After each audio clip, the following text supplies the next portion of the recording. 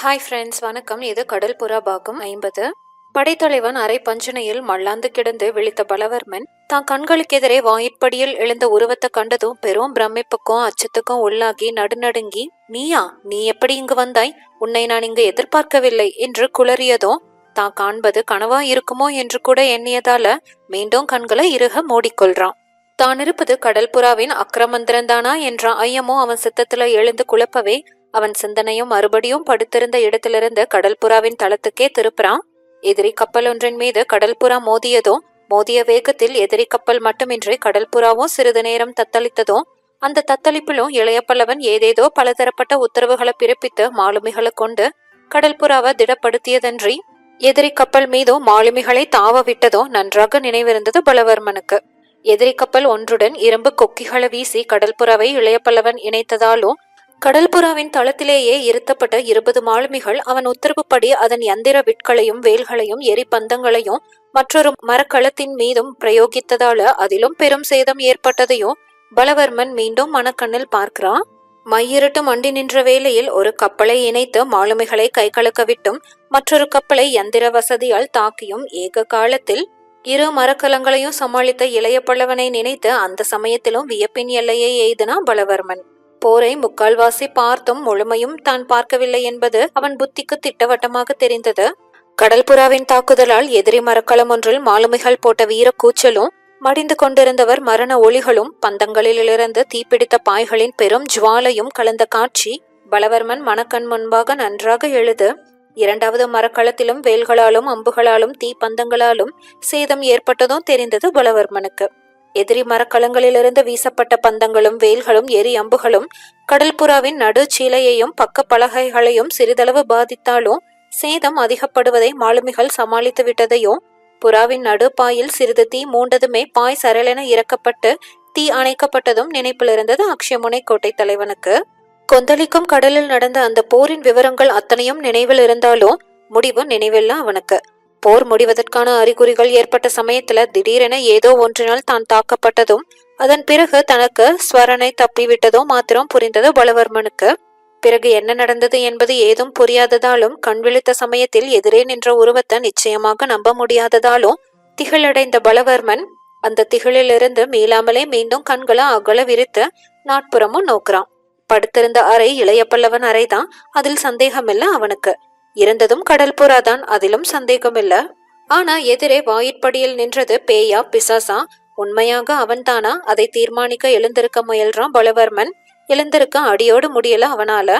தலை பெரிதும் கணக்குது. தலையில் கையை வைக்க முயல்றான். தலையை தொடாதே, காயம் இன்னும் குணப்படவில்லை என்று எச்சரிக்கை குரலை கிளப்பியது வாசற்படியில் நின்ற உருவம். அது மட்டுமல்ல, பலவர்மன் படுத்து கிடந்த பஞ்சனையை நோக்கி நகரவும் முற்படுது. வராதே, அருகில் வராதே என்று கிளிப்பிடித்து கூவுறான் பலவர்மன். பயப்படாதே, உனக்கு எந்த தீங்கும் செய்யும் உத்தேசம் எனக்கில்லை என்று கூறிக்கொண்டே அந்த உருவம் அவன் பஞ்சனை கருகில வந்து பஞ்சனை முகப்புல உட்கார்ந்து பலவர்மன் கையையும் ஆதரவுடன் பிடிக்குது. சொப்பனத்தை தவிர வேறெதிலும் அந்த விசித்திரம் நடக்க முடியாதென்பதை திட்டமாக புரிந்து கொண்ட பலவர்மன், இதில் ஏதோ மர்மம் இருக்கிறது, நீ என்னிடம் ஆதரவோ அன்போ எப்படி காட்ட முடியும் என்று கூறி பஞ்சனையின் மற்றொரு ஓரத்துக்கு நகர்றான். கருணை நிரம்பிய கண்கள் அவனை உற்று நோக்குது. பலவர்மா, தீங்கிற்கு பதில் தீங்கு விளைவிப்பது பண்பாடு ஆகாது. புத்தர் பிரான் விதித்த கட்டளையும் அது அல்ல என்றது அந்த உருவம். நான் உனக்கு என்று குளர்றான் பலவர்மன். விளைவித்ததெல்லாம் தீங்குதான் என்று முடித்தது அந்த உருவம். நீ நாடிழக்க ஜெயவர்மனுக்கு உதவினாய். கடாரத்திலும் நான் வாழ முடியாத நிலையை ஏற்படுத்தினாய். அது மட்டுமல்ல, சோழ நாட்டிலும் என்னை அழித்துவிட திட்டமிட்டாய். ஜெயவர்மனை தூண்டி நீ எழுதச் செய்த ஓலையை நானே பார்த்தேன். பார்த்தாயா? பார்த்தேன். யார் காட்டியது? இளைய பல்லவர். எங்கு? பாலூர் பெருந்துறையில். அந்த ஓலையின் விளைவாகத்தான் இளைய பல்லவர் பாலூர் பெருந்துறைக்கே வந்தார். என்னை அழிக்க நீ அனுப்பச் செய்த ஓலை சோழ மன்னனிடம் கிடைத்தது. என்னையும் என் மகளையும் காப்பாற்றி அழைத்து வரும்படி சோழ மன்னர் இளைய பல்லவரை அனுப்பியிருந்தார் என்று குணவர்மன் பெருமூச்செறிறான். மேலும் சொல்றான், அது மட்டுமல்ல, அவர் உதவியாலும் சோழ இளவல் அனபாயர் உதவியாலும் நாங்கள் தப்பினோம். ஆனால் இளைய பல்லவரை இழந்தோம். பாலூர் பெருந்துறை கடற்கரையில் அவரை பிரிந்தோம். அவர் இறந்து விட்டதாக கூட நினைத்தோம். எங்கள் துரதிர்ஷ்டம், அவரை அழித்து விட்டதாக நினைத்தோம். அவர் அழியவில்லை. எங்களை மீண்டும் காப்பாற்ற போதிசத்துவர் அவரை உயிருடன் காப்பாற்ற வைத்திருக்கிறார். புத்தர் பிரான் கருணை தீட்சண்யத்தில் அகப்பட்டு கொண்டவர்கள் அழிவதில்லை என்பதை இன்றுதான் புரிந்து கொண்டேன். பலவர்மனுக்கு என்ன பதில் சொல்வதென்று புரியல. இருப்பினும் குணவர்மன் பூரா கதையையும் இளைய பல்லவனிடம் சொன்னால் இளைய பல்லவன் தன்னை நடு பாய்மரத்தண்டில் கழுத்தில் கயிறு கட்டி தூக்கிலிட்டு விடுவார் என்பதை சந்தேகமர உணர்ந்திருந்ததால அண்ணா என்று குரல் குலைய அழைக்கிறான் குணவர்மன. ஏன் தம்பி? கருணையே ததும்பி நின்றது குணவர்மனின் குரல். நான் பிழைத்தால் என் தவறுகளுக்கு பரிகாரம் செய்ய முடியும் என்று கூறி கெஞ்சும் கண்களை குணவர்மன் மீது ஓடவிடுறான் பலவர்மன். பரிகாரத்தை பற்றி நான் கவலைப்படவில்லை தம்பி. நீ பிழைப்பதுதான் முக்கியம். நீ எனக்கு ஒன்றுவிட்ட சகோதரனானாலும் உன் ரத்தம் ஓரளவு என் உடலிலும் ஓடுகிறது. உனக்கு எந்தவித ஆபத்தும் நேரிடாமல் காப்பது என் கடமை அப்படிங்கிறான் குணவர்மன். வாழ்க்கையில் யாருக்கும் கருணை காட்டாத வஞ்சகனான பலவர்மனுக்கு குணவர்மன் பேச்சு விசித்திரமா இருந்தது. தனக்கு ஆரம்பம் முதல் தீங்கு விளைவித்திருப்பவனை எந்த மனிதன் மன்னிக்க முடியும் என்று உள்ளூர நினைத்த பலவர்மன் வாய்விட்டு கேட்கிறான். உண்மையாகத்தான் சொல்லுகிறாயா அண்ணா? ஆம், திரிகரண சுத்தியாக சொல்லுகிறேன் அப்படிங்கிறான் குணவர்மன். என்னிடம் உனக்கு வெறுப்பே இல்லையா? சந்தேகத்துடன் கேட்கிறான் பலவர்மன். அடியோடு இல்லை. அதெப்படி முடியும்? உனக்கு அதன் தத்துவம் புரியாது. என்ன தத்துவம்? நாம் விதைப்பதற்கு தக்க அறுவடை கிடைக்கிறது. தீமை விதைத்தால் தீமை கிடைக்கிறது, நன்மை விதைத்தால் நன்மை கிடைக்கிறது. என்ன நன்மையை கண்டுவிட்டாய் நீ? நீ உட்கார வேண்டிய அரியணை உன்னிடமில்லை, ஜெயவர்மனிடம் இருக்கிறது. கடாரம் உன்வசம் இருந்தும் ஸ்ரீ விஜய சாம்ராஜ்யத்தை கை கொள்ள அது உனக்கு உதவவில்லை. நீ பரதேசியாக இன்னொரு நாட்டை நாடிச் சென்றாய் உதவிக்கு. அங்கும் அல்லல் பட்டாய். இன்று நாம் சந்தித்திருக்கிறோம். இன்றும் உன் நிலை பழைய நிலைதானே? குணவர்மன் முகத்துல சிந்தனையின் சாயை சில வினாடிகள் தோன்றது. பிறகு அவன் இதழ்கள்ல பொன் முறுவல் படருது. கடைசியாக பேசிய அவன் குரலில் உறுதி பூரணமாக இருக்கு. வாழ்க்கையை பார்க்கும் முறை அதல்ல பலவர்மா. அரியணையை நான் இழந்தது உண்மைதான். ஆனால் உன்னிடமிருந்தும் ஜெயவர்மனிடமிருந்தும் நான் தப்பி பிழைத்திருப்பதை நினைத்துப்பார். நான் பரதேசம் போனது உண்மை. அங்கு நானும் காஞ்சனாவும் சிக்கல்களில் அகப்பட்டு கொண்டோம். இருப்பினும் தப்பி கலிங்கத்திலிருந்து சோழ நாடு சென்றோம். சோழ மன்னர் உதவியளிக்க வாக்களித்தார். ஆனால் அந்த வாக்கை பெற மாதங்கள் 10 ஆயின. வாக்கை பெற்று நாடு திரும்பினேன் சோழர் மரக்கலத்தில். அதை கலிங்கத்தின் கப்பல்கள் வழிமறித்து அழித்தன. நானும் மகளும் சிறைப்பட்டோம். இருப்பினும் எங்கிருந்தோ இளைய பல்லவர் குறுக்கே புகுந்தார். சிறை மீட்கப்பட்டோம். கலிங்கத்தின் கப்பல்கள் இரண்டும் தோல்வியுற்றன. நானும் மகளும் பழையபடிதான் இருக்கிறோம். இதோ மீண்டும் சௌகரியம்தான் எங்களுக்கு. ஆபத்துகள் பல வந்தன பலவர்மா. ஆனால் அந்த ஆபத்தின் அலைகள் எங்களை அமிழ்த்தவில்லை. அவற்றை தாண்டி தாண்டி வந்திருக்கிறோம் நாங்கள். ஆகையால் நன்மை இறுதியில் நன்மையைத்தான் தந்திருக்கிறது. இல்லாவிட்டால் என்று குணவர்மன் பேச்சை சிறிது நிறுத்துறான். இல்லாவிட்டால்? ஆர்வத்துடன் எழுந்தது பலவர்மன் கேள்வி. இல்லாவிட்டால் கடல் புறாவை ஏன் நாங்கள் இருந்த கலிங்கத்தின் மரக்கலங்கள் துரத்த வேண்டும்? துரத்தி ஏன் இளைய பல்லவர் வசம் சிக்க வேண்டும்? தம்பி, விதியை பற்றி நாம் நினைப்பது தவறு. போதிசத்துவர் வழி வந்தவர்கள் கர்ம பலன்களையும் விதியையும் ஒப்புக்கொள்வது தவறு. இருப்பினும் அதை ஒப்புக்கொள்ளவே என் மனம் தூண்டுகிறது. எங்கள் வாழ்க்கையையும் இளைய பல்லவர் வாழ்க்கையையும் ஏதோ ஒரு பெரும் சக்தி இணைக்கிறது. அடிக்கடி அவரை அனுப்பி எங்களை மீட்கிறது என்ற குணவர்மன் முகத்தில் கனவு சாயை பலமாக படர்ந்தது. அந்த கனவு சாயையை, அதில் துளிர்விட்ட நம்பிக்கையை பலவர்மன் கவனித்தான். பிறகு கேட்கிறான், கலிங்கத்தின் மரக்கலங்களுக்கு பெரும் சேதமா? குணவர்மன் பதில் பெரும் வியப்ப விளைவித்தது பலவர்மனுக்கு. இல்லை, அதிக சேதமில்லை அப்படிங்கிறான் குணவர்மன். என்ன சேதமில்லையா? பலவர்மன் கேள்வியில ஆச்சரியம் பலமாக துணிக்குது. அந்த ஆச்சரியத்தை குணவர்மனும் கவனித்தான். எனக்கும் ஆச்சரியமாகத்தான் இருக்கிறது தம்பி.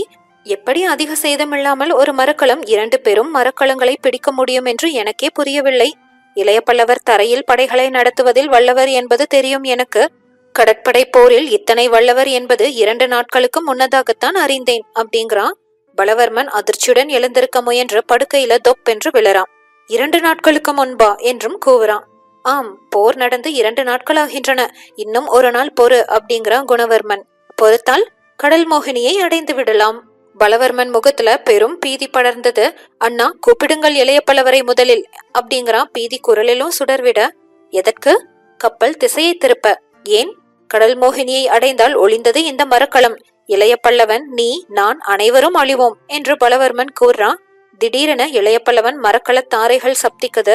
கெட்டது குடி, நாம் ஒளிந்தோம் ஒளிந்தோம் என்று கூவிய பலவர்மன் பஞ்சனையில் புரண்டு நினைவிழக்கிறான். கடல் புறா அது அறியாத பெரும் ஆபத்தை நோக்கி ஓடிக்கொண்டிருந்தது. ஆபத்து பார்வைக்கு அழகா இருந்தது. புஷ்பங்கள் பூத்து குலுங்கின. மோகினியின் அந்த புஷ்ப ஒட்டியானம் ரமணீயமா இருந்தது. ஆனா அதில்தான் எத்தனை கொட்டும் தேனீக்கள். உள்ள ஆபத்தை உணராம ஊர்ந்தது கடல் புறா. அதில் ஊர்ந்த வெண்புறா ஒன்றும் மகிழ்ச்சி வெள்ளத்தில் ஆழ்ந்து கிடந்தது. மெல்ல மெல்ல அழகு நெருங்கியது, ஆபத்தும் நெருங்கியது. கடல் புறாவின் முதல் போரை முழுதும் காணாமல் மண்டையில் அடிபட்டு நினைவிழந்து 2 நாட்கள் இளைய பல்லவனின் அரை பஞ்சனையில் கிடந்த பலவர்மன் கடல் மோகினியை அடைவதிலிருந்த ஆபத்தை எடுத்து குணவர்மனுக்கு சொல்லி புலம்பிய அதே சமயத்துல கடல்புறாவின் தளத்தின் ஒரு மூலையில் கடல்புறாவின் எழிலை விட 1000 மடங்கு அதிக எழிலுடன் விளங்கிய வெண்புறா ஒன்று மகிழ்ச்சி வெள்ளத்தில் ஆழ்ந்து கிடந்ததென்றால் அதற்கு காரணங்கள் பல இருந்தது. முதல் காரணம் கடல்புறாவின் பிரமிக்கத்தக்க போர்முறை. இரண்டாவது காரணம் அந்த சந்திப்புக்கு உந்திய விதியின் விசித்திர கரம். இப்படியாக பல காரணங்களை திரும்ப திரும்ப எண்ணி பார்த்ததால மகிழ்ச்சி உடலையும் உள்ளத்தையும் ஆட்கொள்ள நின்ற அந்த வெண்புறா பக்கத்திலிருந்த வேட்டுவனை மீண்டும் மீண்டும் திரும்பி பார்த்தது. அந்த பார்வையில் அர்த்தங்கள் பல புதைந்து கிடந்தன. கேள்விகளும் பலபட எழுந்து ஒலித்தன. புதைந்து கிடந்த பொருள்களை புரிந்து கொண்டா அந்த வேட்டுவன். கேள்விகளுக்கும் அவனால் பதில் சொல்ல முடியும். ஆனா புரிந்ததை புரிந்ததாக காட்டிக்கொள்ள முடியல அவனால. கேள்விகளுக்கு எழுந்த பதிலை நாவும் சொல்ல மறுத்தது. இப்படி ஒரு விபரீத நிலை உண்டா என்று எண்ணிய வேட்டுவன் வேறு துறையில் பேச்சை திருப்பி கேட்கிறான். வெண்புறாவுக்கு கடல் புறாவை பிடித்திருக்கிறதா? வெண்புறா தன் அழகிய கண்களை திருப்பி சிவந்த வாயையும் திறந்து பதில் கூறியது. வேட்டுவருக்கு பிடித்த எதுவும் வெண்புறாவுக்கும் பிடிக்கும். வேட்டுவன் நகைத்தான். வேட்டுவனுக்கு பிடிப்பது புறாவுக்கு எப்படி பிடிக்கும்? வேட்டுவனே புறாவை பிடிப்பவனாயிற்றே என்றும் கேட்கிறான். இந்த புறாவை வேட்டுவர் பிடிக்கவில்லையே என்று கூறி வெண்புறாவும் நகைத்தது பதிலுக்கு. வேறு யார் பிடித்தது வெண்புறாவை? பொய் கோபத்துடன் கேட்கிறான் வேட்டுவன். விதி பிடித்தது. அப்படியானால் வேட்டுவன் எதை பிடித்தான்? புறா இருந்த கூண்டை பிடித்தார். ஆனால் கூண்டுக்குள் இருந்தது என்னவென்பது அவருக்கு தெரியாது. தெரிந்திருந்தால் மோசம் நடந்திருக்கும். என்ன மோசம்? கூண்டை பிடித்திருக்க மாட்டார். ஏன்? புறாவுக்கு அபாயம் நேருமோ என்று திகிலடைந்திருப்பார். புறாவிடம் அத்தனை ஆசையா அவனுக்கு? ஆம். அதை உண்ண ஆசையா? உண்ண ஆசையோ உள்ளத்தில் என்ன ஆசையோ? சொல் வெண்புறாவே. கலகலவென்று நகைத்தது வெண்புறா. கூண்டின் திறந்த வாயிலுக்குள் வழிய நுழையவும் செய்தது. வேட்டுவன் கரங்கள் கூண்டின் கதவுகளென திறந்தன. அதில் நுழைந்த வெண்புறா தான் அழகிய தலையை வேட்டுவன் மார்பின் மீது சாய்த்து கொண்டது. வேட்டுவன் அழைத்தான். அதன் காது கருகில் தன் உதடுகளை கொண்டு போய் வெண்புறாவே. வெண்புறா பதில் உரைக்க மறுத்தது. வீட்டுப்புறாவே என்று அழைத்தான் மீண்டும் வேட்டுவன். அதற்கும் பதிலில்லை. கடல் புறாவே என்றான் வேட்டுவன் 3ஆம் முறையும். அதற்கும் பதில் கிடைக்காது போகவே. ஏன் பதிலில்லை? கோபமா என்று கேட்கிறான். இந்த புறாவுக்கு சொந்த பெயரும் இருக்கிறது என்று வந்தது பதில் சற்று கோபத்தோட. தங்கம் என்று அடுத்தபடி அழைத்தான் வேட்டுவன். அதல்ல என் பெயர். சொர்ணம். காஞ்சனா என்ற பெயரும் மறந்து விட்டதா இளைய பல்லவருக்கு? அதிக உஷ்ணத்துடன் எழுந்தது கேள்வி. இளைய பல்லவன் காஞ்சனா தேவியை இறுக பிடித்து கொண்டு பலமாக நகைத்தான். கடல் புறாவின் பக்கத்தே மெல்லவே அரைந்து கொண்டிருந்த அலைகளும் அவனுடன் சேர்ந்து நகைத்தது. எதற்காக நகைக்கிறீர்கள்? வீணாக கோபம் வருகிறதே உனக்கு என்று நகைத்தேன். வீணாக கோபம் வரவில்லையே. ஏதேதோ பெயர் வைத்து கூப்பிடுகிறீர்களே என்றுதான் கோபித்தேன். என்ன அப்படி கூப்பிட்டு விட்டேன்? பாலூர் பெருந்துறையில் வீட்டுப்புறா என்றீர்கள், காட்டுப்புறா என்றீர்கள், கடல்புறா என்றீர்கள். இப்போது வெண்புறாவாக மாறிவிட்டது. அதில் பேசாதீர்கள். அதுதான் அப்படி என்றால் இப்பொழுது தங்கம் சொர்ணம் என்று ஏதேதோ புது பெயர்கள் வைக்கிறீர்கள் என்று மேலும் பொறிந்து தள்ளப்போன காஞ்சனா தேவியின் வாயை ஒரு கையாள பொத்திய இளைய பல்லவன். அடடே, நிறுத்த மாட்டேன் என்கிறாயே. பெண்களை பேசவிட்டால் நிறுத்த மாட்டார்கள். கொஞ்சம் பொறு அப்படிங்கிறான். எதற்கு பொறுக்க வேண்டும் என்று கேட்கிறான். அவள் வாயை மூடி அவன் கையை தன் கையால அகற்றி, அவசரப்படுவதே பெண்களுக்கு அலுவலாக போய்விட்டது அப்படிங்கிறான் இளைய பல்லவன். அவசரப்படாவிட்டால் என்ன விலக்கி விடுவீர்கள் என்று காஞ்சனா தேவி அவன் மார்பில் சாய்ந்தபடியே அவன் முகத்தை நோக்கி தான் கண்களை உயர்த்தான். இளைய பல்லவன் கண்கள் அவள் கண்களுடன் சில வினாடிகள் உறவாடுது. அந்த உறவாடலுக்கு, உறவாடலால் உந்தப்பட்ட உணர்ச்சிகளுக்கு சூழ்நிலையும் பெரிதும் உதவி செய்தது. கடல் புறாவின் முதற்போர் முடிந்து 2 நாட்களாகி 3ஆம் நாளிரவு முதிர்ந்து விட்டதால ஆரம்ப மதியம் மறைந்து இருள் சூழ்ந்து கிடந்த நேரம் அது. எஜமான் அகன்று விட்ட நேரங்கள்ல பணியாட்கள் பிரகாசிப்பதை போல வெண்மதி மறைந்து விட்டதால தாரகைகள் பிரமாதமாக ஜொலித்து கொண்டிருந்தது. போர் நடந்த அன்று வீசிய பெருங்காற்று மறைந்து மந்தம் ஆறுதம் போல மெல்ல வீசி கொண்டிருந்தது. ஆகவே கடல் அலைகளின் ஆர்ப்பாட்டமும் அடங்கி கடல் புறா ஒரே சீரான வேகத்துடன் ஓடிக்கொண்டிருந்தது. அதன் பாய்கள் தேவையான அளவுக்கு புடைத்திருந்ததால கடல் புறாவின் அழகு இணையற்றதா இருந்தது. இரவு ஏறிவிட்டதாலும் அவசியம் ஏதுமில்லாததாலும் பந்தங்களில் சிலவும் விளக்குகளில் சிலவுமே தளத்துல எரிந்து கொண்டிருந்ததால் தளத்தின் சில பாகங்களில் மட்டுமே வெளிச்சம் விழுந்திருந்தது. அப்படி விழுந்திருந்த வெளிச்ச பகுதிகளை விலக்கி இருள் சூழ்ந்த இடமாக பார்த்து ஒதுங்கி பரஸ்பர அணைப்பில் நின்ற அந்த காதலர் இருவரும் தெய்வமானத்தின் கீழே நின்ற 2 அற்புத குழந்தைகளைப் போல காட்சியளிக்கிறாங்க. அவர்கள் இணைப்பை பார்த்து அவர்களை பிரிக்க விரும்பாத கடலின் அடிப்பகுதி உச்சர் என்று புதுவிதமான எச்சரிக்கையை சூழ்நிலைக்கு செய்து கொண்டிருந்தது. இயற்கையின் இந்த எண்ணத்தை அள்ளும் சூழ்நிலையில காஞ்சனா தேவியின் அஞ்சன விழிகளை கவர்ந்து நின்ற இளைய பல்லவனின் காந்த கண்கள் நீண்ட நேரம் அவள் உள்ளத்தையே விழிகள் மூலமாக பார்த்து விடுவன போல அசைவற்று நிற்குது. தனது உள்ளத்தையே அலசி பார்க்கும் படைத்தலைவனின் கண்களை பார்க்க சக்தியற்ற காஞ்சனா தேவி சில வினாடிகளுக்குள்ளாகவே தான் கண்களை அவன் காந்த வெளிகளிலிருந்து விடுவித்துக் கொள்றான். மேலும் தன்னை சுற்றி இளைய பல்லவன் பின்னிவிட்ட இன்ப வலையிலிருந்து விடுபடவும் முயன்ற அவள் அந்த வலை எத்தனை பலமானது என்பதையும் புரிந்து கொள்றான். வேடன் விரித்த வலையில் விழுந்துவிட்ட தன்னை புறாவென்று அவன் நினைப்பதில் தவறில்லை என்றே நினைக்கிறா அவ. மற்றதும் தவறில்லை என்பதை சுட்டிக்காட்ட முயன்ற இளைய பல்லவன் மெதுவாக சொல்றான், காஞ்சனா தேவி, உன்னை புறாவாகத்தான் நான் எண்ணுவேன். அதை நீ மாற்ற முடியாது. முதலில் பாலூர் பெருந்துறையில் சாளரத்தின் மூலம் வந்ததே தூதுப்புறா. அந்த காட்டுப்புறாதான் உன் அறையிலிருந்து என் அறைக்கு உன்னை இழுத்து வந்தது. நினைப்பிருக்கிறதா உனக்கு? அப்பொழுதும் வெண்மையான ஆடைதான் நீ புனைந்திருந்தாய். இதோ இன்று புனைந்திருக்கும் இதே வெண்பட்டுதான் என்று நினைக்கிறேன். இந்த வெண்பட்டு அன்று கூட உன் பொன்னிற மேனிக்கு எத்தனை சோபையை அளித்தது தெரியுமா காஞ்சனா? அன்று அந்த புறாவை தொடர்ந்து ஓடி வந்ததை இன்று வரை நான் மறக்க முடியவில்லை. காஞ்சனா தேவி உணர்ச்சி வசப்பட்டு கிடந்ததால பதிலேதும் சொல்லல. இளைய பல்லவனை மேற்கொண்டு பேச முற்பட்டு, இன்றிரவு அந்த வெண்பட்டை புனைந்து நீ அறையிலிருந்து வெளிப்போந்த போது நான் இருக்குமிடத்தை மறந்தேன். அதோ கூட வரும் 2 மரக்கலங்களை மறந்தேன். கடலை கூட மறந்தேன். பாலூர் பெருந்துறையில் அந்த வெளிநாட்டு பிரமுகர் வீதி மாளிகையில் இருப்பதாகவே நினைத்தேன். அதே வெண்புறா என் முன் காட்சி அளித்ததை நினைத்தேன். அந்த வெண்புறாவை எண்ணி, புறாவினால் இணைக்கப்பட்ட நமது இதயங்களை எண்ணித்தான் இந்த மரக்கலத்திற்கும் கடல் புறா என பெயர் சூட்டினேன். ஆகவே வெண்புறாவென்று உன்னை அழைத்ததில் தவறில்லை அப்படிங்கிறான். அப்படியானால் தங்கம், சொர்ணம் என்ற புது பெயர்கள்? காஞ்சனா தேவி மெல்ல முணுமுணுக்கிறா. தங்கம், சொர்ணம், பொன், காஞ்சனம் எல்லாமே ஒரே உலோகத்தின் பெயர்கள்தான் என்று இளைய பல்லவனும் முணுமுணுத்து அவள் கன்னத்தை தடவி கொடுத்து புன்முறுவலும் கூற்றான். அப்படியானால் நான் உலோகமா, சடப்பொருளா? என்ன அப்படி கேட்டுவிட்டாய்? தங்கத்தை நாடி திரிபவர்கள் எத்தனை பேர்? நீங்கள் அப்படி தேடவில்லையே, தானாக வந்துதானே காலில் இடறியது. காலிலா? இல்லை இல்லை, கடலில். எப்படி இருந்தால் என்ன? அதிர்ஷ்டக்காரனை சீதேவி வழியே வந்து அடைகிறாள். காஞ்சனா தேவி சற்று வாய்விட்டு நகைக்கிறா. கெட்டிக்காரத்தனமாகத்தான் பேசுகிறீர்கள் என்றும் சொல்றான் நகைப்புக்கிடையே. ஆனால் என்று மேலும் ஏதோ சொல்ல முற்பட்டு நிறுத்துறா. என்ன ஆனால் என்று கேட்கிறான் இளைய பல்லவன். நான் போரில் கிடைத்த அடிமைதானே. இங்குதான் ஆச்சரியம் இருக்கிறது. என்ன ஆச்சரியம்? சாதாரணமாக ஒரு மரக்கலம் மற்றொரு மரக்கலத்தை வெற்றி கொள்ளும் போது பிடிபடும் மரக்கலத்தில் இருப்பவர்கள் பிடித்த மரக்கலத்தின் தலைவனிடம் அடிமைப்படுவார்கள். இங்கு விஷயம் நேர் விரோதமாய் இருக்கிறது. இதை கேட்ட காஞ்சனா தேவி கலகலவென நகைக்கிறா. அவளை இன்னும் இறுகி பிடித்தான் இளைய பல்லவன். அந்த நிலையில் சற்று திடப்பட்டு பேசினா அவன். காஞ்சனா தேவி, விதி நம்மை திடீரென எதிர்பாராத இடங்களில் முட்ட வைக்கிறது. முன்பு பாலூர் பெருந்துறை, இப்பொழுது கடல் மோகினிக்கு அருகில். இதிலும் நான் விதியின் கரத்தை காண்கிறேன் அப்படிங்கிறான். கடல் மோகினியா என்று கேட்கிறா காஞ்சனா தேவி. ஆம் தேவி, நக்காவரம் தீவுகளை தமிழகத்தில் அப்படித்தான் அழைக்கிறோம். ஏன்?